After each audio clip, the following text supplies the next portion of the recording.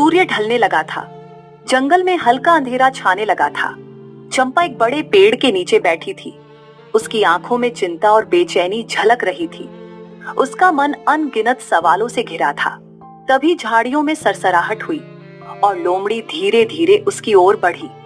उसकी आंखों में वही चालाकी थी जो उसके हर छलावे में दिखाई देती थी। अरे चंपा, तू यहाँ अकेली क्यों बैठी है?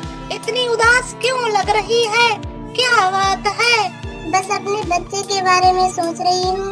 मैं नहीं जानती कि वह इस जंगल में सुरक्षित जन्म लेगा या नहीं। हर तरफ खतरा है, शिकारी है और खाने पीने की दिक्कतें भी हैं। यही मौका था जब वह चंपा को अपने जाल में फंसा सकती थी। अरे चंपा, तू सही कह रही है, लेकिन क्या तुझे पता है कि बांग्लादेश में बकरियों को बहुत इज्जत दी जाती है।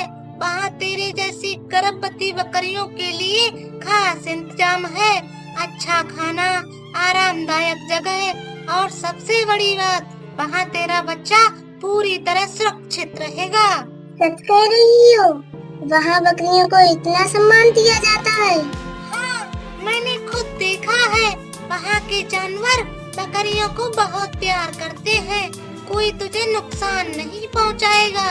वहाँ के जंगल बड़े और सुरक्षित हैं, शिकारी भी नहीं आते। अगर तू चाहती है कि तेरा बच्चा एक खुशहाल जीवन जिए, तो तुझे बांग्लादेश जाना चाहिए। लेकिन मुझे रास्ता नहीं पता। मैं इतनी दूर अकेले कैसे जाऊंगी? लोमड़ी तुरंत आगे बढ़ी, मानो उसे यही सुनने का इंतजार था। उसने अपना अगला दांव खेला। अरे इसकी चिंता मत कर, मैं तुझे खुद वहाँ तक छोड़ कर आऊंगी। रास्ता मुझे अच्छे से पता है, तू बस मेरे साथ चल, फिर देख तेरी जिंदगी कैसे बदल जाएगी। चंपा अब लोमड़ी की बातों में आ चुकी थी। उसे लगा कि शायद यह सही मौका है अपने बच्चे के लिए बेहतर जीवन चुनने का। उसने बिना ज्यादा सोचे हाँ कर दी। ठीक है, अगर सच में वहाँ सब कुछ इतना अच्छा है तो मुझे वहाँ जाना चाहिए।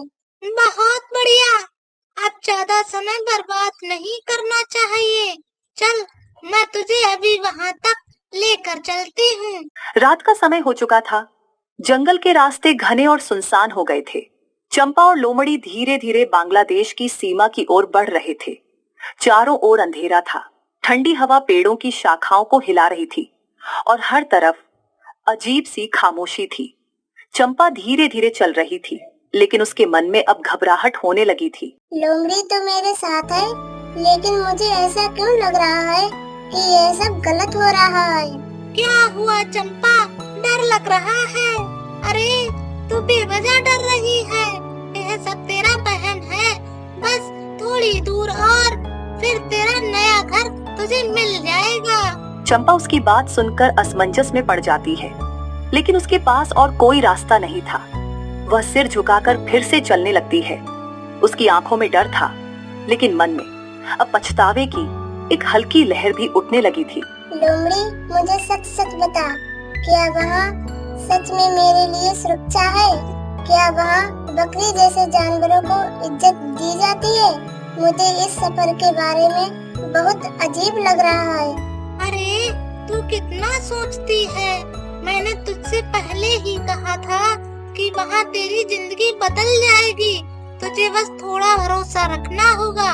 चल, अब ज्यादा देर मत कर, क्योंकि अगर तू ज्यादा सोचती रही तो तेरा मौका हाथ से निकल जाएगा। चंपा के पास अब कोई चारा नहीं था।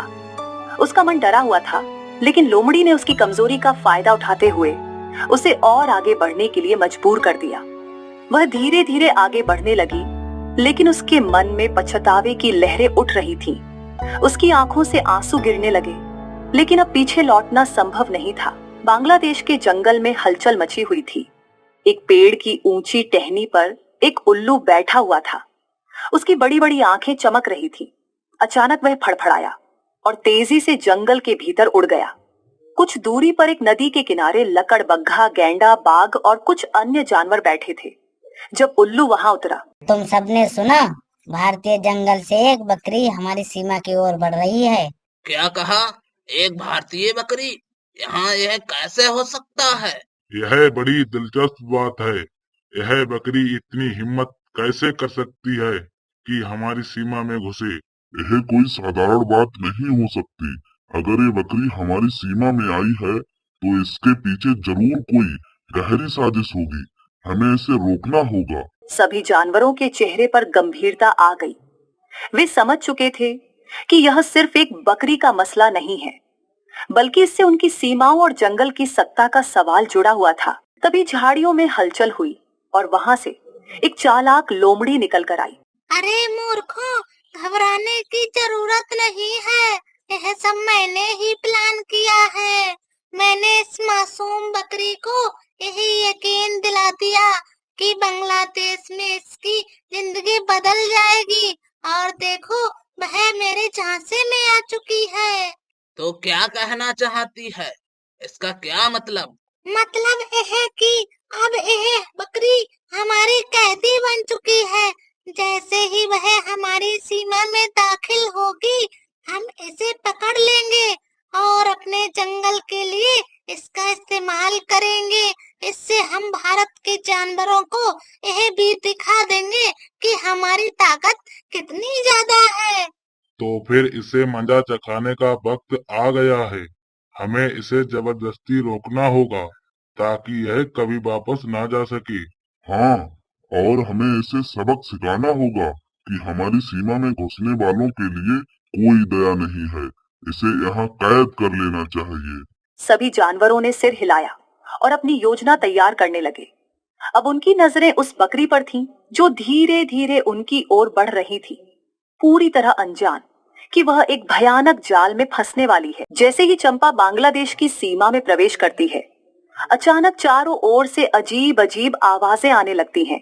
झाड़ियों में हलचल होती है और देखते ही देखते बाघ, लकड़बग्घा, गैंडा और अन्य खतरनाक जानवर चंपा को चारों ओर से घेर लेते हैं। उनके चेहरे पर एक अजीब सी शैतानी मुस्कान थी। चंपा ने जब यह देखा तो उसकी आंखों में डर साफ झलकने लगा। ये सब क्या है? आप लोग मुझे क्यों घेर रहे हो? मैंने आप सबका क्या बिगाड़ा है? कृपया मुझे जाने दो। तो हमारी सीमा में आ गई है। अब तुझे यहाँ से वापस जाने की इजाजत नहीं मिलेगी। अब तू हमारे जंगल का हिस्सा है और तुझे हमारे नियम मानने होंगे। बेचारी मासूम बकरी, तुझे क्या लगा तू हमारे जंगल में मजे से घूमेगी और हम तुझे वापस जाने देंगे? नहीं, अब तुझे हमारे तरीके से जीना होगा। चंपा की आंखों में आंसू आ जाते हैं। वह कांपते हुए गिड़गिड़ाने लगती है। मुझसे गलती हो गई। मुझे धोखा दिया गया है। मैं यहाँ नहीं आना चाहती थी। प्लीज मुझे जाने दो। हमें यहाँ से भागने की जरूरत नहीं है। हम इसे यहीं रख सकते हैं और इसका फायदा उठा सकते हैं। तू सही कह रहा है। अगर यह हमारी कैदी बन सकती है तो इससे अच्छा और क्या होगा। हम इसे एक कमजोर बेकार बकरे से शादी करने पर मजबूर करेंगे। इससे हमारी ताकत समझ जाएगी और यहाँ यह सिर्फ हमारी दया पर जिंदा रह सकती है। नहीं, मैं ऐसा नहीं कर सकती। मुझे मेरे जंगल वापस जाने दो। मैं यहाँ जबरदस्ती लाई गई हूँ। बेचारी चंपा, अब तुझे समझ आया कि तुझे किस जाल में फंसाया गया है। लेकिन अब बहुत देर हो चुकी है। अब तू यहाँ फंसी रह गई है और यही तेरा नया जीवन है। भारत के जंगल में रात का समय था। एक विशाल पेड़ की शाखा पर एक बंदर उछलते हुए बैठा था, जो आम तौर पर अपनी ही मस्ती में रहता था। लेकिन आज उसके चेहरे पर गहरी चिंता थी। वह पेड़ों के बीच से इधर उधर देख रहा था, जैसे किसी खबर की पुष्टि कर रहा हो। तभी दो तोते तेजी से उड़ते हुए आए और उसकी डाल पर आकर बैठ गए। क्या तुमने सुना? चंपा बकरी को बांग्लादेश में कैद कर लिया गया है। वहाँ के जानवर उसकी जबरदस्ती शादी करवाने की योजना बना रहे हैं। हाँ, मैंने भी सुना है कि उसे वहाँ के सबसे कमजोर और बीमार बकरे के साथ बांधने की योजना बनाई जा रही है, ताकि वह पूरी तरह उनकी दया पर निर्भर रहे। बंदर का चेहरा गंभीर हो गया। उसे अब यह खबर जंगल के राजा शेर तक पहुंचानी थी। वह तेजी से कूदता हुआ जंगल के सबसे गहरे हिस्से की ओर बढ़ा, जहां शेर आराम कर रहा था। शेर एक विशाल चट्टान पर अपनी आंखें बंद किए विश्राम कर रहा था, लेकिन जैसे ही बंदर वहां पहुंचा, उसने अपनी तेज आवाज में बोलना शुरू कर दिया। महाराज, बड़ी मुसीबत आ गई है। चंपा को बांग्लादेश में बंदी बना लिया गया है। वह उसकी जबरदस्ती शादी करवाने की योजना बना रहे हैं। शेर की आंखें तुरंत खुल गईं। उसकी आंखों में एक अलग ही क्रोध की लपट जल उठी। यह कैसे हो सकता है? हमारी जंगल की बकरी और वे जबरदस्ती उसके साथ अन्याय कर रहे हैं। यह बर्दाश्त नहीं किया जाएगा। शेर ने तुरंत जंगल के अन्य वरिष्ठ जानवरों को बुलाया। हाथी, तेंदुआ, भालू और अन्य जानवर वहां एकत्र हो गए। महाराज, हमें तुरंत कुछ करना होगा। चंपा हमारी अपनी है, हम उसे ऐसे नहीं छोड़ सकते। अगर हमें लड़ाई करनी पड़ी तो हम लड़ेंगे, पर उसे अकेला नहीं छोड़ेंगे। नहीं, इस काम के लिए किसी और को नहीं जाना होगा। मैं अकेला जाऊंगा। यह मेरा कर्तव्य है और मैं अकेले चंपा को वापस लेकर आऊंगा। भारत के जंगल में सन्नाटा छा गया। सब जानवर एक दूसरे की ओर देखने लगे, लेकिन वे जानते थे कि जब राजा कोई फैसला करता है तो उसे बदला नहीं जा सकता। शेर का मिशन अब शुरू होने वाला था। वह अकेला ही चंपा को बचाने के लिए निकल पड़ा। अंधेरा धीरे धीरे गहराने लगा था। शेर तेजी से आगे बढ़ रहा था, लेकिन तभी उसकी तीखी नजरों ने कुछ दूरी पर हलचल देखी। उसने देखा कि एक छोटा हिरण का बच्चा कांपता हुआ एक पेड़ के पीछे छिपा था और ठीक उसके सामने एक बड़ा भूखा भेड़िया अपनी लाल आंखों से घूर रहा था। बहुत दिनों बाद एक आसान शिकार हाथ आया है। अब तो मेरी दावत पक्की है। नहीं नहीं, मुझे मत खाओ। मेरी माँ वह मुझसे दूर हो गई है। मैं अकेला हूँ। भेड़िया अपनी पैनी दांतों को चमकाते हुए धीरे धीरे आगे बढ़ने लगा, लेकिन तभी हवा में गरज की गूंज उठी। अगर हिम्मत है तो एक कदम और बढ़ा कर दिखा भेड़िए। शेर, तुम यहाँ, यह मेरा शिकार है, तुम इसमें मत पड़ो। इस जंगल का नियम है कि कमजोरों की रक्षा की जाए, ना कि उनका शिकार किया जाए। अगर तू जिंदा रहना चाहता है तो तुरंत भाग जा। भेड़िया थोड़ी देर तक सोचता रहा, लेकिन फिर उसने शेर की ताकत को समझ लिया। वह धीरे धीरे पीछे हटने लगा, फिर एक झटके में भाग गया। शेर राजा, आपने मेरी जान बचा ली। मैं आपका यह एहसान कभी नहीं भूलूंगा। डरो मत छोटे, तुम्हें अपनी माँ के पास पहुँचना होगा। छिपकर रहो और जंगल के रास्ते से मत भटकना। अब मैं अपने सफर पर आगे बढ़ता हूँ। शेर एक आखिरी बार उसकी ओर देखता है और फिर तेजी से अपने रास्ते पर बढ़ जाता है, बकरी को बचाने के अपने असली मिशन की ओर। शेर अब बांग्लादेश की सीमा में प्रवेश कर चुका था। उसके कदमों की गूंज पूरे जंगल में सुनाई देने लगी। बांग्लादेश के जानवर जो बकरी को कैद कर चुके थे, अब सतर्क हो गए थे। सभी अपनी जगह छोड़कर शेर के सामने इकट्ठा होने लगे। अरे अरे, देखो कौन आया है। भारत का राजा शेर। इतनी हिम्मत कैसे हुई हमारी सीमा में घुसने की? मैं यहाँ अपनी बकरी को वापस लेने आया हूँ। वह मेरी प्रजा का हिस्सा है और तुमने उसे छल से यहाँ लाकर कैद किया है। लगता है शेर राजा को अपनी एक मामूली बकरी की बहुत चिंता है, लेकिन यह अब हमारी संपत्ति है। इसे हम कहीं नहीं जाने देंगे। यह जंगल हमारा है और यहाँ के नियम हम तय करते हैं। तू कोई भी हो, हमें आदेश नहीं दे सकता। शेर राजा, तुम इतनी दूर केवल एक बकरी के लिए आए हो।